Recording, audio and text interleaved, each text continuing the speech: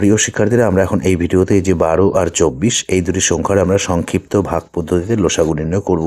তো আমরা দেখতে পাচ্ছি এই যে 12 আর 24 দুটি সংখ্যাই কিন্তু জোড় সংখ্যা। তো এই ধরনের যদি জোড় সংখ্যা থাকে তাহলে আমরা 2 বাদ দেব। 2 দিয়ে আমরা 12কে ভাগ করব। 2 দিয়ে 12কে ভাগ করলে আমরা ভাগফল পাবো 6। 2 দিয়ে 24কে ভাগ করব। 2 দিয়ে 24কে ভাগ করলে আমরা ভাগফল পাবো 12। 12 দুগুণে 24 আর 6 দুগুণে 12। এখন এখানে আবার এভাবে দাগ দিতে হবে।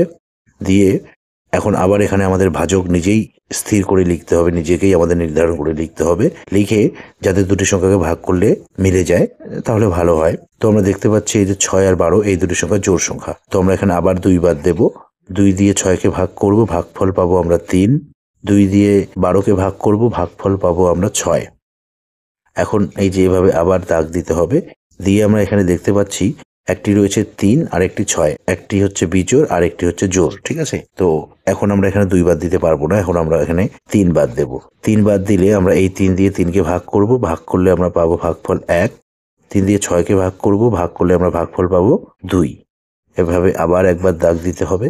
এখন আমরা এখানে 2 বাদ দেব। 2 দিয়ে 1কে ভাগ করা যায় না, 1 1-এ হবে। 2 দিয়ে 2কে ভাগ করব, ভাগ করলে 1 হবে। সুতরাং আমরা এখানে লসাগু পাবো, লসাগু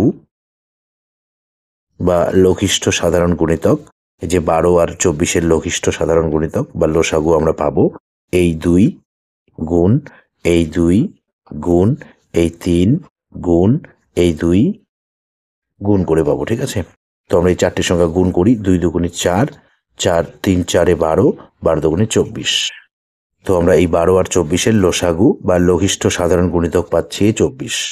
ঠিক আছে, তো প্রিয় শিক্ষার্থীরা, নিশ্চয়ই তোমরা ভালোভাবে বুঝতে পেরেছো। তো এই ভিডিওতে এ পর্যন্ত। ধন্যবাদ।